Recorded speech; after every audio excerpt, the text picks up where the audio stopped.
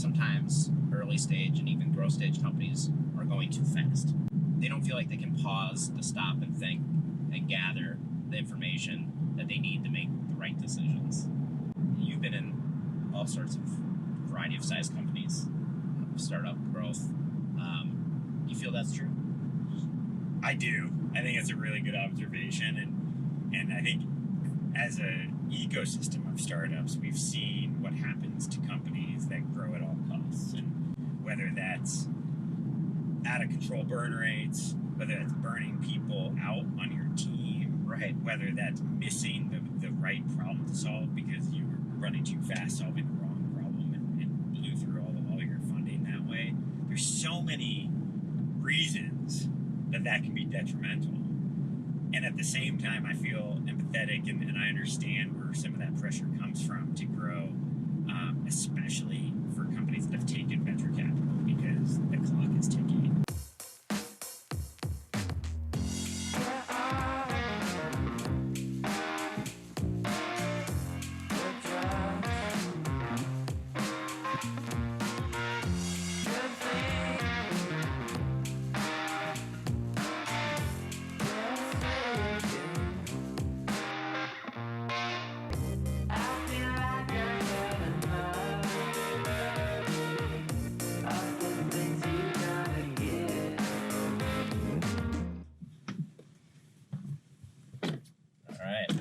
Welcome.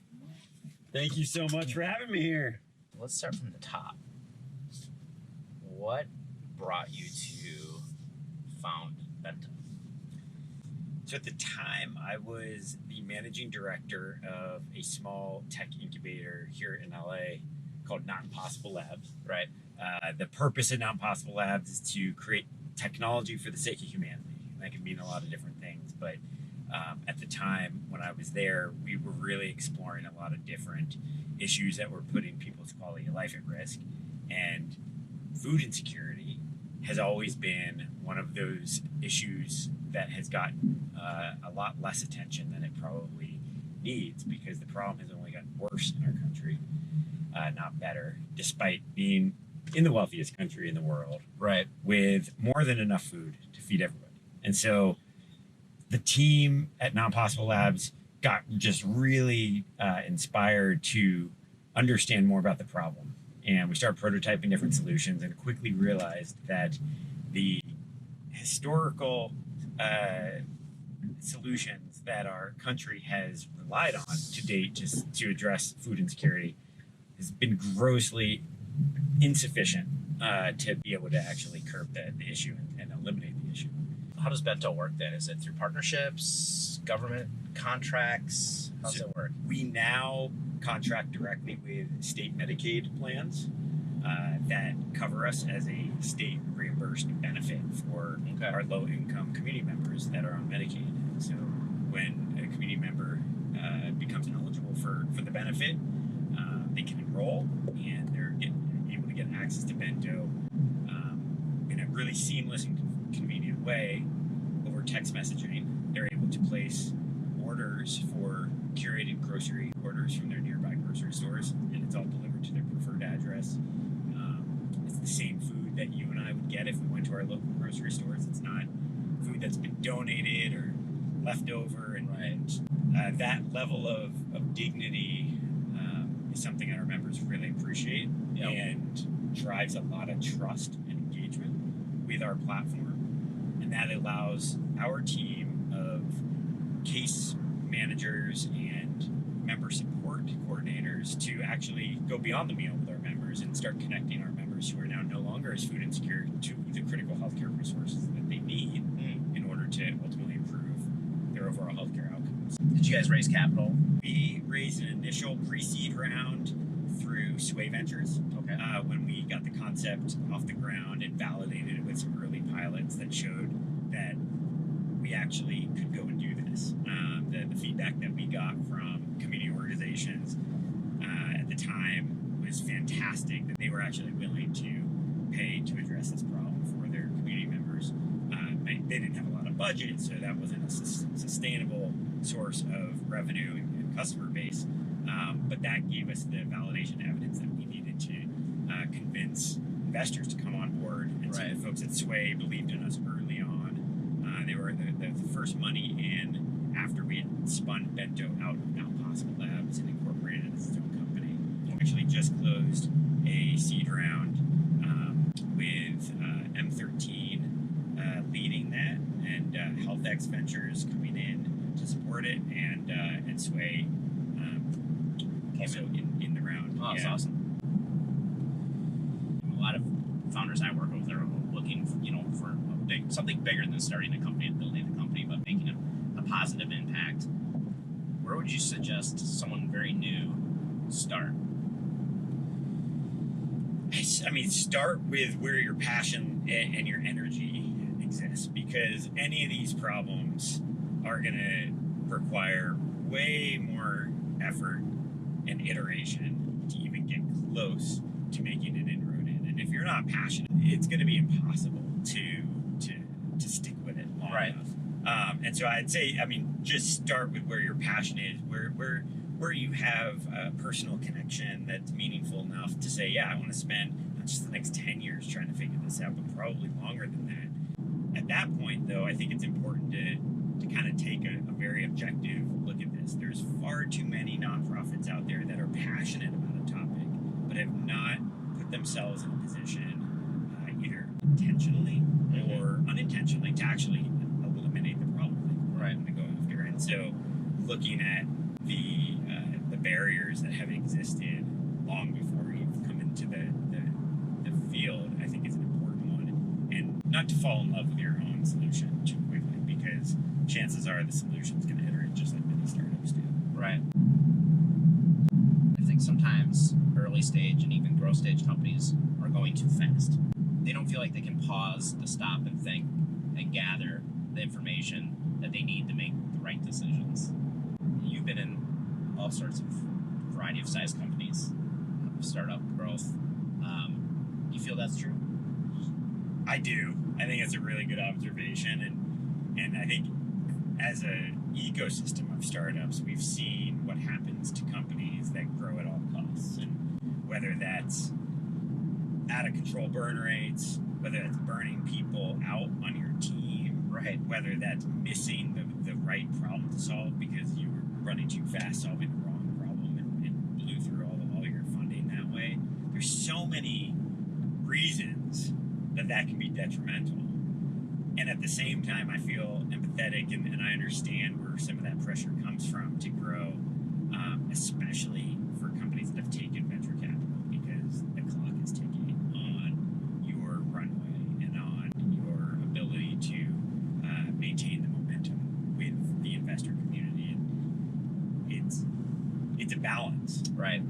I will say that being able to actually build a business that can generate revenue, can actually get to profitability without requiring too much venture capital, seems like a rare thing in today's ecosystem. Right. And I think that's the key right now, is being able to get your company to a point where you're throwing off enough cash where you're in more control of its own destiny, not being so reliant on needing outside dollars to survive. And when you can get yourself to profitability, it becomes that much more advantageous to then take venture capital, because now it's about accelerating something you've already validated, and rather than needing to take venture capital to pay the bills. The funny thing about that is that's what investors want too, right? They want to see a team that can execute and bring in capital. That's not just investor capital. That's right. And I think a lot of people miss that. The question I wanted to ask you, and this is kind of a burning question I wanted to ask you, I went really deep into the 5 behaviors of high-performing teams, specifically venture-backed teams, in my book. And one of those behaviors is an environment of learning. And what I talk about learning is the team is always constantly learning from the market, learning from developing their product, constantly learning. And I believe venture-backed teams are learning teams. And if your team doesn't want to learn, not willing to learn, that they're probably the wrong people, right? Yes. Now, coming from your background of like design and product design and solving problems, what do you see from a learning perspective in successful teams? Man, I'm so glad that you have highlighted that, and that's a big pillar of the work that you focused on, because I can't think of a more important behavior and skill set to develop and nurture and reward. I've always assumed that the ideas that I come up with, or that anyone comes up with, that's our best guess. And how far are we from the bullseye is kind of the next question. So then it becomes, how quickly can we learn what needs to be true to get closer to the bullseye? Right. And so whether it's a teammate, an individual on the team, or the company, it becomes a function of how fast we learn. Yep. And individually, you've got to be open to that. You've got to recognize that you don't have all the answers, and that you probably know a lot less than you think. And as a company, you've got to have the systems in place and the processes and the mindsets to be not just open to learning, but be hungry for it. Right.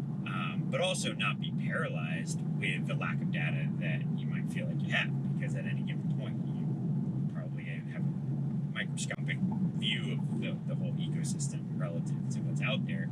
So you've got to be able to make decisions based on the information that you're seeing, and getting comfortable making decisions based on the learnings to date, knowing that we're always going to be learning, and you know that process never ends. Yep. But it's a skill set to develop. It's a skill set to nurture, and I think as leaders in a company, if you're not setting that precedent, not just saying it's okay to fail, but showing what failure actually looks like, it's a learning process. Right. And I think it's a cycle. And one of the things I've gone deep with my peak teams is like, we have an annual cycle that we're always going to review, triage, and plan for. We have a quarterly cycle. We're going to make sure that we're learning and sharing. And we even have that weekly cycle. So like making it a cycle makes it a habit and a repetitive process that will ensure that this learning is being reflected on and acted on. Yeah. I think that's really important. And one other thing that you said I think is really important too is we're always acting on limited information and data. And as you get better, you're going to have more information, more data to act on. But teams will have times where they need to make a decision. And I see a lot of teams going decision paralysis. We don't know, so they don't do something. And I think what's really important in those cases is when we don't know, what we do with the decision we make is let's go get that information so we can make a decision. Yeah. And I see a lot of teams that struggle to make decisions. Those are the teams that start to fall apart. And I think decisions, I think it's the number one most important thing that a CEO does is make sure that a decision's made. If they make it, or they empower another team member to make it, or that team member empowers another team member to make it, but that someone's making the decision and that there's an environment of decisions being made. Yes. And owning that decision and knowing that whether that decision was the right or wrong, you might not know in the moment. You never know in the moment. Right. But that when you learn whether it was the right, you just keep moving forward.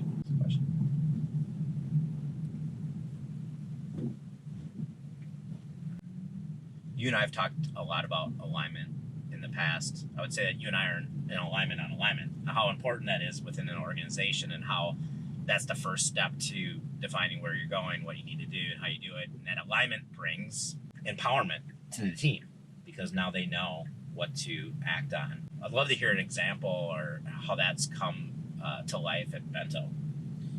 I think creating alignment is one of the things that we've done really well at Bento, and it's a whole team effort to get that to be the case. Right.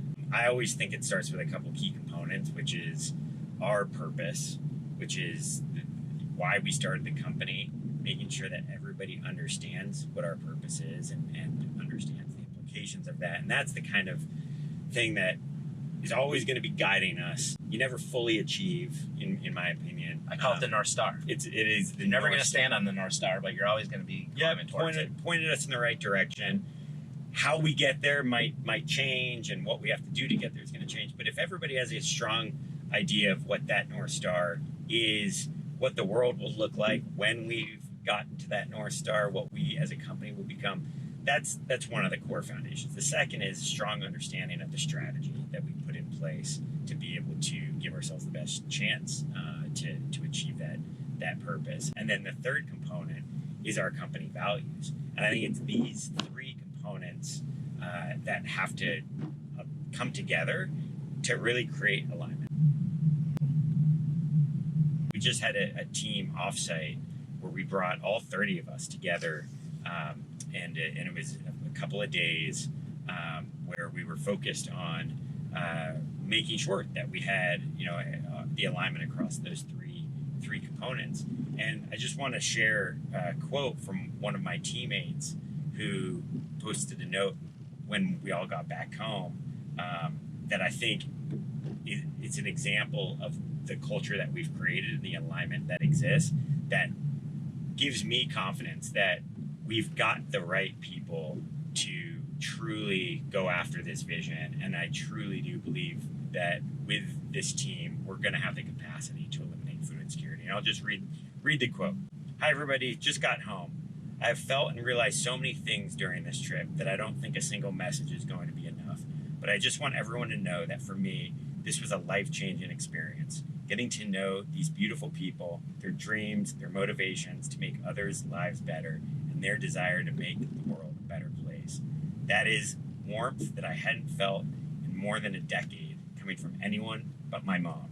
Thank you so much for being who you are. And that was a message that he posted in our Slack channel to our team.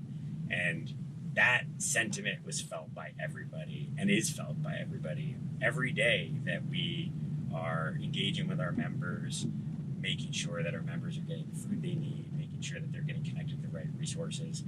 And when things aren't going well, when we run into hard times and hard decisions, we can rely on the fact that we have alignment across our vision, our strategy, and our company values to know that we're making the right decisions and giving ourselves the best chance to continue to realize this purpose.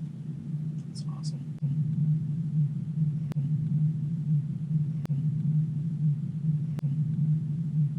This is where this place is. This is the sunset, yeah. And I've always got confused where this place was. That's the bluff. So just to orient yourself. Yeah. Shoot, I want that dog on video.